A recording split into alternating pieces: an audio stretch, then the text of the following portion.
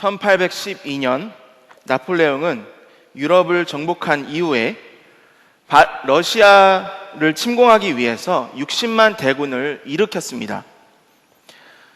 그는 확신했습니다. 이 많은 대군을 데리고 러시아를 침공하면 반드시 그 나라를 내가 얻을 수 있겠다.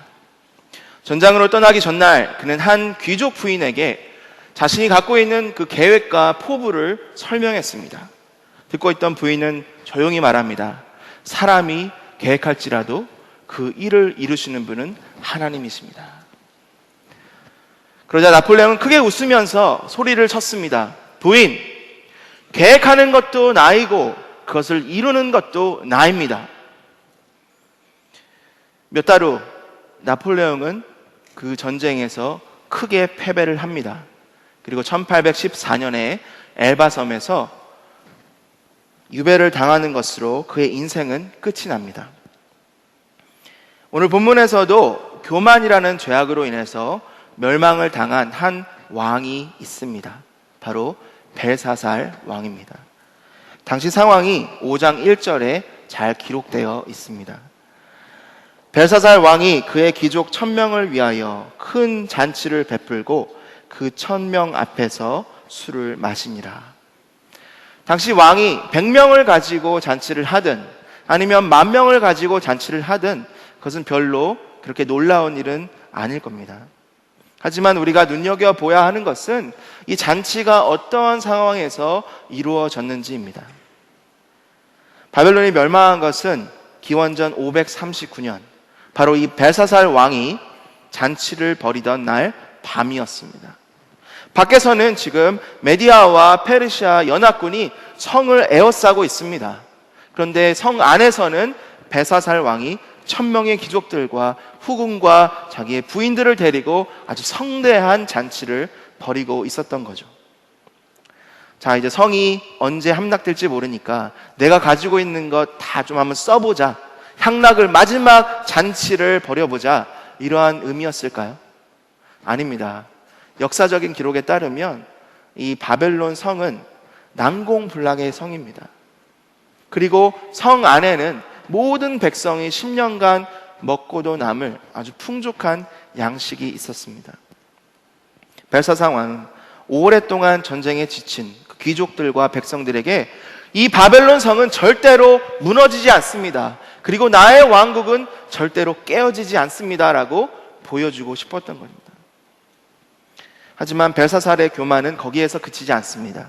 오늘 본문에서 잘 나와 있죠. 느부갓네살 왕이 예루살렘 성전에서 탈취한 그 성전 기명들을 가지고 오게 합니다. 여호와를 위해서 써야 하는 이 기명들을 술을 따라 마시는 술잔으로 사용을 합니다. 더 나아가서 자신이 섬기는 우상들에게 찬양을 합니다. 무엇을 보여줍니까? 하나님을 업신여기는 벨사살의 교만함을 보여줍니다. 그는 여호와 하나님의 존재를 알았던 사람입니다. 어떻게 알았습니까? 외조부 느부갓네살 왕을 통해서 알았습니다. 느부갓네살 왕은 하나님의 위대함, 하나님의 살아계심과 하나님의 능력을 여러 번 경험했던 은혜 받은 사람입니다. 다니엘이 그의 꿈을 해석함으로 인해서 하나님의 지혜를 알았습니다. 그리고 사드락과 메삭과 아벳느고를 7배나 더 뜨겁게 했던 그 풀무불에서 구원하신 하나님의 능력을 보았습니다. 하나님께 마땅히 드려야 할 그 영광을 자신이 취함으로 인해서 짐승과 같이 밖에서 이슬을 맞으며 풀을 먹으며 7년간 짐승처럼 살다가 그 총명이 돌아온 그런 경험을 한 사람입니다. 느부갓네살 왕이 이렇게 고백합니다. 지금 나 느부갓네살은 하늘의 왕을 찬양하며 칭송하며 경배하노니 그의 일이 다 진실하고 그의 행하심이 의로우심으로 교만하게 행하는 자를 그가 능히 낮추심이라. 그리고 조서를 써서 하나님만을 경배할 것을 모든 백성들에게 그리고 모든 가족들에게 명령했습니다. 역사적인 그 기록을 보면요, 벨사살 왕은 느부갓네살이 죽은 2년 후에 그 궁에서 일하는 고급 관리로 있었다고 기록이 되어 있습니다. 무엇을 이야기합니까? 단순히 그냥 전설로만 들은 것이 아니라 그가 자라나면서 이 느부갓네살이 경험했던 것을 보고 직접 알게 된 것이죠. 다니엘은 이렇게 얘기합니다. 벨사살이여, 왕은 그의 아들이 되어서 이것을 다 알고도 아직도 마음을 낮추지 아니하고, 그는 교만했을 뿐만 아니라 하나님에게 온전히 드려야 할, 그리고 그 위대한 왕 느부갓네살도 전혀 만지지 않았던, 감히 꺼내올 생각도 하지 못했던 하나님의 성전에 드린 그 기명들을 꺼내오게 합니다. 그리고 그것을 술을 따르는 술잔으로 사용합니다. 하나님에게 마땅히 드려야 할 그 영광을 자신이 취하고 자신의 우상들에게 돌립니다. 이날 밤에 이 큰 잔치는 벨사살 왕의 교만의 절정이었으며 하나님을 향한 아주 직접적인 정면 도전이었습니다. 그렇다면 벨사살은 왜 그렇게 교만했을까요? 왜 그렇게 자신만만했을까요? 바로 바벨론 성벽의 두터움과 그리고 자신이 가지고 있던 아주 풍족한 식량 때문이었습니다. 비록 바깥에는 많은 군사들이 자신의 성을 에워싸고 있었지만 이 아주 위대한 성 안에서, 그리고 많은 식량 앞에서 나는 어떠한 공격도 감히 맞서 싸울 수 있다라고 그렇게 자신했던 거죠. 역사적 고증에 따르면 바벨론 성은 거대한 성벽이 이중으로 세워져 있었습니다. 성벽의 두께는 자그마치 30m였고요. 높이는 24m나 되는 아주 크고 두터운 성벽을 이중으로 가지고 있는 성이었습니다. 성벽 위로 4마리의 말이 끄는 마차가 4대가 함께 달릴 수 있을 만큼 그 성벽은 아주 튼튼했고 두터웠습니다. 성벽 사이에는 수많은 파수탑과 그리고 방어탑들이 세워져 있었습니다. 성 안에는 10년 아니 그 이상 백성들이 먹고 마실 수 있는 풍족한 양식과, 그리고 성 아래로는 유프라테스 강이 흐르는 아주 요새와 같은 그러한 성이었습니다. 이러한 성, 이러한 음식, 양식을 가지고 그는 그 마음이 교만했던 거죠. 자신이 앞두고 있는 위기에도 안일했던 것입니다. 이제 그는 그 교만을 넘어서 하나님을 모욕합니다.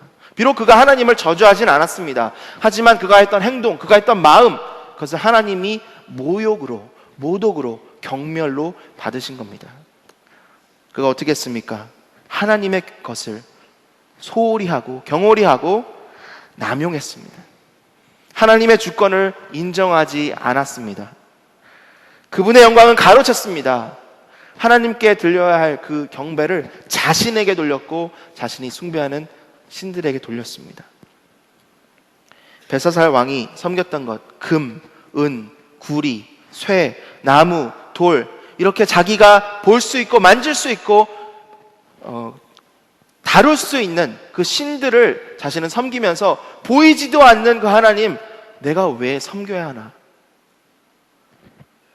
아무 힘도 없는, 나에게 어쩌지도 못하는 이 신을 내가 왜 섬겨야 하나? 그렇게 질문했던 벨사살 왕이었습니다. 여호와 하나님을 두려워했던 느부갓네살, 정말 위대한 왕이었지만 그보다도 내가 더 위대하라 라고 그렇게 자신했던 거죠. 그래서 느부갓네살이 감히 만지지도 못하고 꺼내오지도 못했던 그 기명들을 가져오게 해서 그것을 술로 더럽힙니다. 결국 벨사살 왕의 지나친 교만함을 하나님께서 메대와 바사, 페르시아 제국을 통해서 심판하셨습니다. 성경에 이처럼 교만한 자들을 심판하신 이야기 흔히 찾아볼 수가 있습니다. 2가지 예가 있습니다. 역대하 26장을 보면 하나님 보시기에 정직하게 행하여서 하나님이 형통케 하신 유다의 왕 우시아가 있습니다. 그가 하나님의 형통하심을 받고 그 마음이 교만해졌고 악해졌다고 성경은 기록합니다. 그래서 어떻게 합니까? 성전에 들어갑니다. 제사장만이 할 수 있는 하나님의 촛대에 분향하려고 합니다. 그를 쳐서 나병을 들게 하고 그 나병으로 그는 죽고 맙니다. 그 아버지들이 계신 묻힌 그 무덤에 묻히지도 못하고 따로 한켠에 묻히는 저주를 받게 됩니다. 사도행전 12장을 보면 왕복을 입고 단상에 앉아서 백성에게 연설하는 헤롯 왕의 이야기가 있습니다. 백성들이 소리칩니다. 이것은 신의 소리요 사람의 소리가 아닙니다. 그때 헤롯이 어떻게 합니까? 하나님께 영광의 박수 올려드리겠습니다. 그렇게 하지 않습니다. 가만히 묵묵히 그것을 자기의 영광으로 받습니다. 주의 사자가 친히 벌레에게 먹혀 죽게 되었습니다. 그 교만을 하나님께서 치신 거죠. 그런데 여러분, 이러한 교만의 태도, 교만한 행동이 위대한 왕들에게만 있습니까? 우리에겐 있지 않습니까? 그렇다면 하나님의 심판은 우리에게도 있지 않겠습니까? 교만은 꼭 지위가 높고 부하고 소위 위대한 사람들에게만 있는 그러한 문제가 아닙니다. 여러분, 고속도로를 달리는데 반대 차선이 꽉 막혀 있습니다. 제 차선은 완전히 뻥 뚫려 있죠. 신나게 달립니다. 한참을 가도 반대 차선이 꽉 막혀 있습니다. 그때 어떤 마음이 드죠? 오늘 뭐 좀 잘 되겠는데? 괜히 무줄하고 기분이 좋아지죠. 내가 하는 일은 아무것도 없습니다. 근데 마치 그것이 나의 공로인 양, 내 운인 양 생각하는 것. 저만 경험했습니까? 왠지 자신이 없고 기분이 우울합니다. 누군가 와서 칭찬을 합니다. 오늘 굉장히 좀 잘생겨 보이시네요. 뭐 오늘 좋은 일 있으신가 봐요. 참 제가 봤을 때 참 인물이 출중하십니다. 뭐 이런 칭찬을 듣게 되면 어떻게 됩니까? 맞아, 내가 그런 사람이지. 그렇게 자신감을 찾는 경험을 하신 적 있지 않으십니까? 교회에서 열심히 봉사를 합니다. 막 땀을 흘리고 지쳐갑니다. 근데 누가 와서 이렇게 칭찬합니다. 형제님 없으면 우리 교회가 돌아가지 않습니다. 꼭 우리 교회에 필요하신 분입니다. 그래, 내가 수고를 좀 했지. 내가 없었으면 어떻게 할까? 그런 생각 들지 않으십니까? 자녀가 성적표를 갖고 옵니다. 딱 봤는데 성적을 잘 받은 겁니다. 공부 별로 안 하는 것 같은데? 잘했네. 친구랑 얘기를 하는데 친구의 아이는 성적을 잘 못 받았습니다. 그때 드는 생각, 역시 내 아들이야. 나 닮아서 공부 참 잘해. 이런 마음, 이런 생각 해보신 적 있지 않으십니까? 정말 흔한 삶의 단면들입니다. 하지만 우리의 교만함을 잘 보여주는 예들입니다. 교만은 먼 곳에만 있는 것이 아닙니다. 우리의 마음 가운데 있습니다. 제가 이 말씀을 준비하면서 교만이라는 주제를 가지고 묵상을 하는데 제 마음이 너무나 힘들었습니다. 무슨 말을 할까? 어떻게 말씀을 전할까? 근데 이런 생각이 드는 거예요. 내가 이 말을 하면 성도님들이 좋아하실까? 내가 이 말을 이렇게 전하면 설교를 잘했다고 하실까? 나사렛 예수님으로 명하노니 물러가라. 계속 그렇게 그 유혹을 물리쳐야만 했습니다. 지금도 그런 교만의 마음이 계속 올라옵니다. 여러분, 교만이 깊어지면 하나님을 대적하게 됩니다. 교만은 교만으로만 끝나지 않습니다.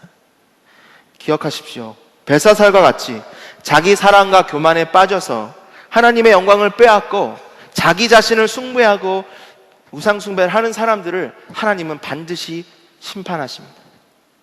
하나님의 심판에서 멀어지시는 저와 여러분이 되시기를 간절히 소망합니다.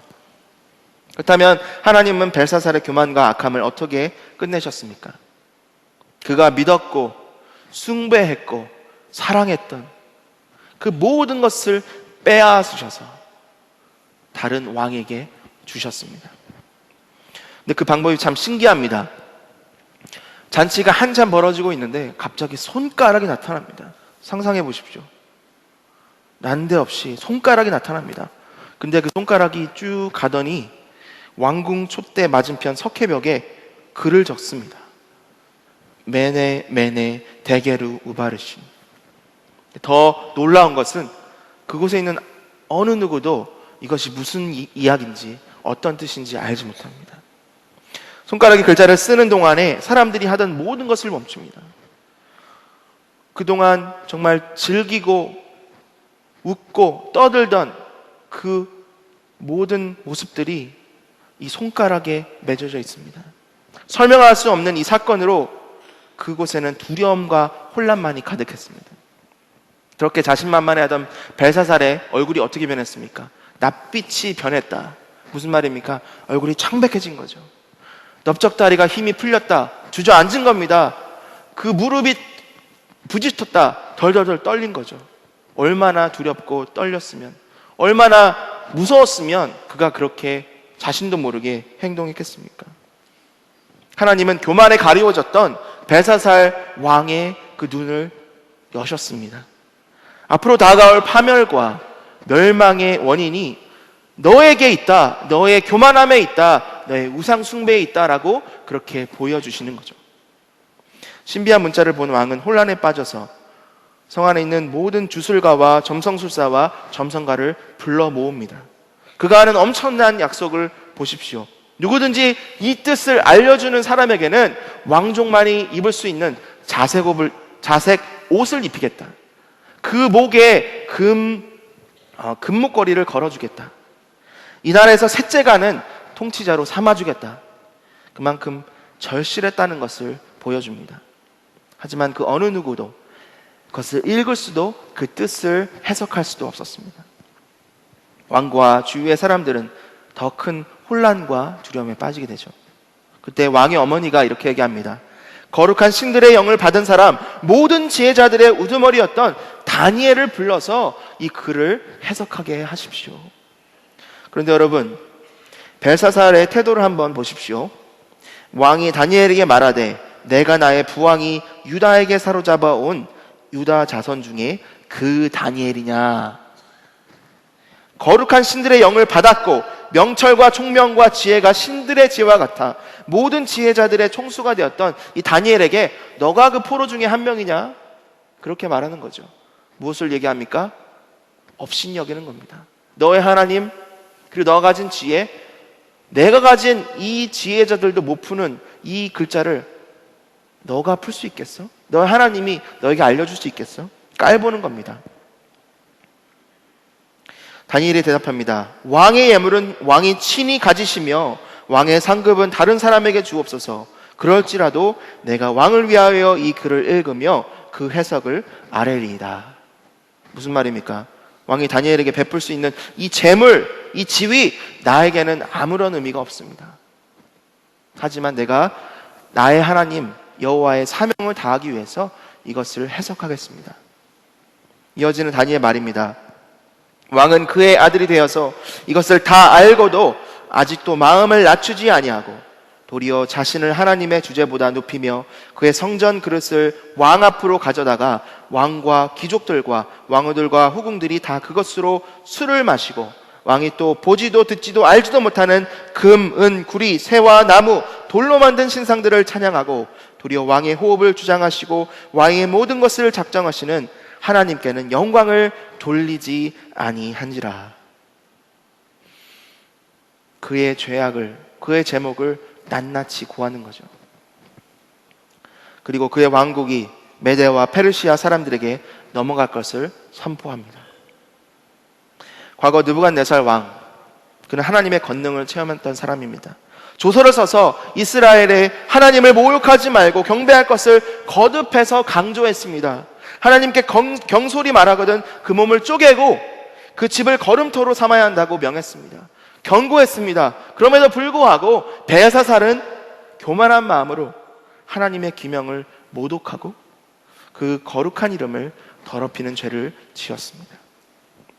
하나님의 거룩하심, 그 위엄을 종이짝처럼 취급했던 겁니다. 하나님께 마땅히 돌려야 할 그 영광을 자신이 가로챕니다. 그리고 자신의 우상들에게 찬양을 돌립니다. 이에 하나님께서 그가 맹신했던, 그가 사랑했던, 그가 섬겼던 모든 것을 한순간에 앗아가시고 그것을 다른 사람들에게 주시는 그러한 심판을 내리셨습니다. 사랑하는 여러분, 하나님께서 우리에게 많은 것으로 더하여 주셨습니다. 우리가 가지고 있는 육신의 건강, 물질의 축복, 사랑하는 가족들, 시간과 탤런트와 기술과 경험과 헌신하고자 하는 마음, 다 이 모든 것은 하나님의 영광을 위해 사용하도록 하나님께서 우리에게 주신 선물입니다. 그런데 우리가 그것을 가지고 우리의 이름을 높이고자 한다면, 그 영광이 찾아왔을 때 그것을 하나님의 마땅히 올리지 않고 나에게만 간직한다면 하나님은 그것을 빼앗으셔서 다른 사람에게 주십니다. 왜냐하면 그것을 사용할 그 가치가 없기 때문이죠. 교만함으로 하나님이 주신 그 축복이 우리 안에 늘 거하는 저와 여러분이 되시기를 소망합니다. 그렇다면 어떻게 교만의 이 저주로부터 벗어나서 하나님께 영광을 마땅히 돌릴 수 있을까요? 우선 우리의 말이 바뀌어야 합니다. 여러분 잘 한번 생각해 보십시오. 우리가 교만하는 그 행동을 할 때에 우리의 교만의 말이 나오지 않습니까? 내가, 나의, 이 문장의 주어 내가 라는 그 주어가 내가 아니라 예수님이, 하나님이 되어야 합니다. 내가 했다라고 말하는 순간에 교만함이 찾아옵니다. 그리고 그 영광은 내가 취하게 됩니다. 대신 주님이 하셨다라고 말씀한다면 그 영광이 바로 하나님께 돌아가게 됩니다. 세례요 요한이 말합니다. 그는 흥하여야 하겠고 나는 쇠하여야 하리라. 그는 그가 왜 그 땅에 태어났는지, 왜 지금 세상에 나가서 회개하라 그리고 세례를 주는지 그는 잘 알고 있었습니다. 그것을 위해 최선을 다했습니다. 오직 그 영광을 이제 오실 예수 그리스도에 돌리는 그러한 삶을 살았습니다. 예수님이 말씀하십니다. 그는 여자가 낳은 자 중에 가장 큰 자라. 우리가 마땅히 돌릴 영광을 하나님께 돌릴 때 하나님이 우리를 올려주십니다. 교만한 마음이 들 때에 우리는 이렇게 고백해야 합니다. 우리는 무익한 종이라 우리가 하여야 할 일을 한 것뿐이라. 여러분, 섬김의 자리에 있으실 때에 우리가 누구인지 잘 기억하시길 바랍니다.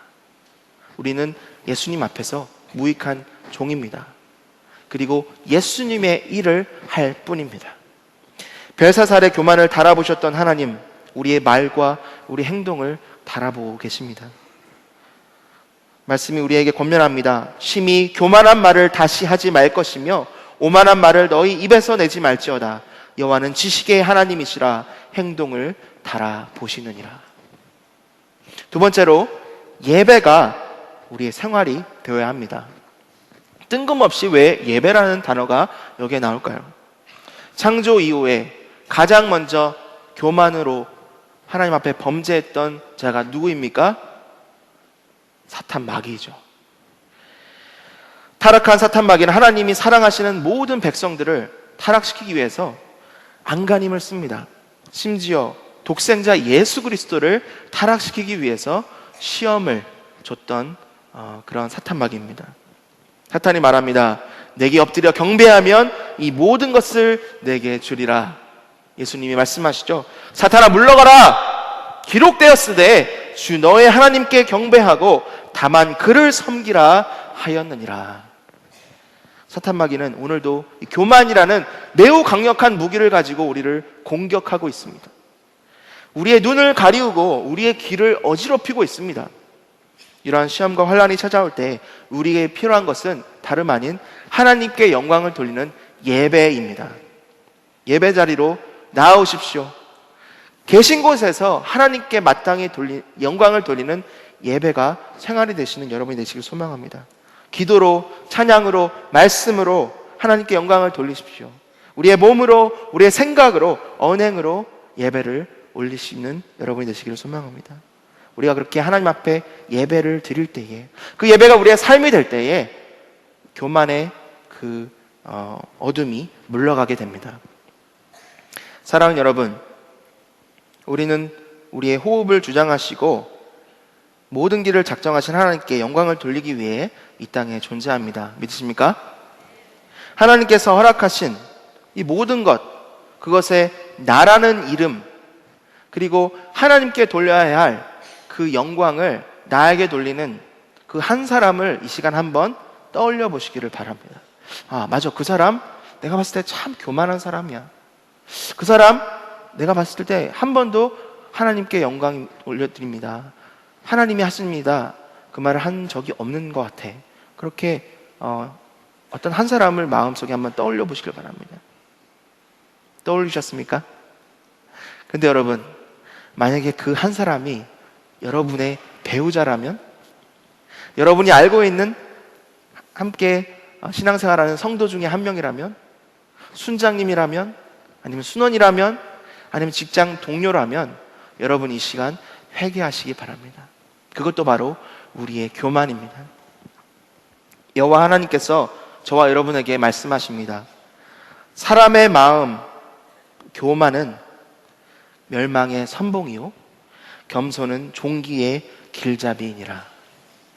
우리를 축복하시고 은총을 내리시는 것이 우리 하나님의 뜻이고 계획이십니다. 제가 심판에 대해서, 죄악에 대해서 얘기했지만 하나님 이 시간 우리에게 촉구하십니다. 너의 마음에 예수의 마음을 품어라. 너희가 겸손하여서 나에게 마땅히 돌릴 영광을 돌리고 내가 너에게 주는 그 축복을 누리며 살아라. 우리가 멸망의 자리에서 벗어나고 하나님의 존귀하심을 받는 하나님의 거룩한 백성, 하나님의 교회가 되시기를 예수님의 이름으로 축원합니다. 이 시간 우리가 함께 찬양하길 원하는데요, 주의 임재 안에서라는 찬양입니다. 우리가 살아가면서 늘 예수 그리스도의 임재 안에 있어야 합니다. 그 교만의 마음이 찾아올 때에 예수께서 주시는 힘으로 그 교만을 물리쳐야 합니다. 내가 가진 모든 것 하나님께서 주셨습니다. 내가 가진 이 영광 하나님께 올려드립니다. 이 시간 찬양으로 고백하시며 나아가겠습니다.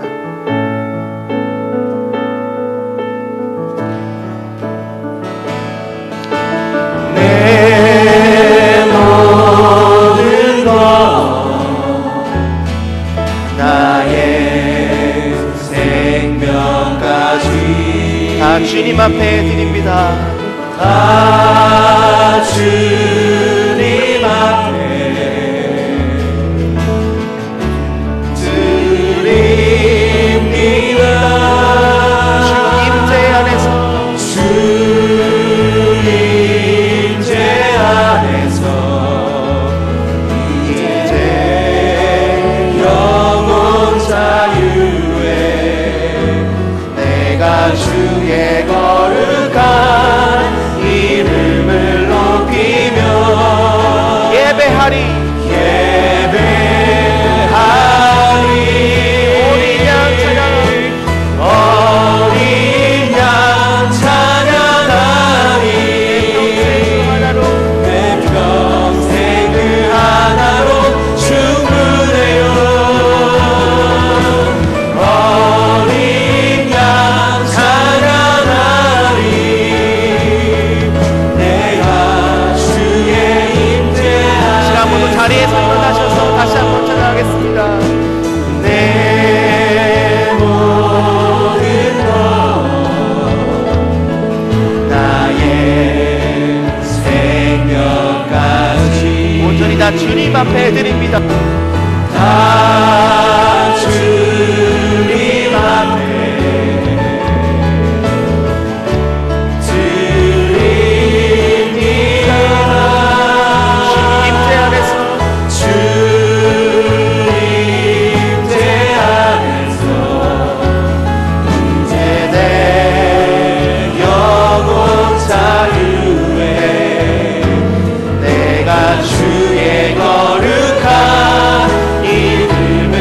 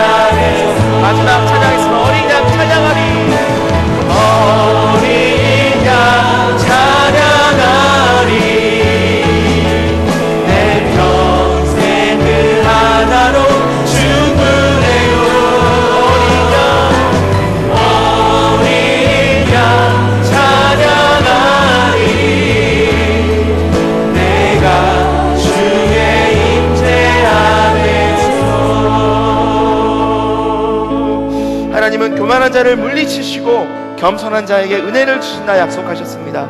여기 모든 분들이 하나님의 은혜에 힘써 그 부름 받으신 그 소원 가지고 예수님의 그리스도의 제자로 바로 서는 저와 여러분 되시기를 소망합니다. 내 모든 것, 나의 생명까지 다 주님 앞에 드리는 저와 여러분 되시기를 소망하며 이 시간 함께 기도하시겠습니다. 하나님 감사합니다. 우리가 주님 안에서 늘 자유롭고 늘 거룩한 자로서 거룩한 주님의 이름을 높이며 예배하며 나아가는 저와 되기를 원합니다. 하나님, 교만이라는 시몬이가 찾아오네. 온전히 하나님, 내가 가진 모든 것이 주되고 나는 이 땅에 주님의 영광을 위해 드러납니다. 이 시간 주님께만 찬양을 올려드립니다. 나의 삶을 받아 주시옵소서. 나의 인생의 주관자 되신 하나님, 이 시간 주님 나의 영광을 받아 주시고 나의 삶의 예배를 받아 주시옵소서. 어린 양 찬양합니다. 내가 주시는 은혜로만, 내가 주시는 자유로만으로만 나는 감사하며 서는 되게 하여 주시옵소서. 주님 이 시간 주님 앞에 나가는 저의 모든 찬양을 하나님 교회를 주님 받아주시면서 주님의 충만함으로 우리가 누림 받아 하나님 시험이 다가오는데 만나 이것을 이기고 주님 앞에 감사의 배자로 바로 서는 저희가 되게 하여 주시옵소서. 사랑의 주님, 우리가 주님 부르심 받은 주님의 자녀입니다. 주님의 영광을 위하여 창조된 주님의 백성입니다. 하나님, 우리 마음에, 우리의 삶 가운데, 우리의 입술 가운데 교만이 찾아오고 하나님의 영광을 가리우는 그때에 성령님 좌정하셔서 우리의 입술을 지켜주시고 우리의 마음을 돌이켜주시고 온전히 어린 양만 찬양하는 주님 앞에 예배 올려드리는 저희가 되게 하여 주시옵소서. 하나님, 우리 교회를 받아 주시옵소서. 그리스도 예수 우리 주를 위하여 우리의 모든 것을 바치는 우리의 삶이, 우리의 교회가, 우리의 가정이 되게 하여 주시옵소서. 이제는 예수 그리스도의 은혜와 하나님의 사랑하심과 성령님의 교통하심이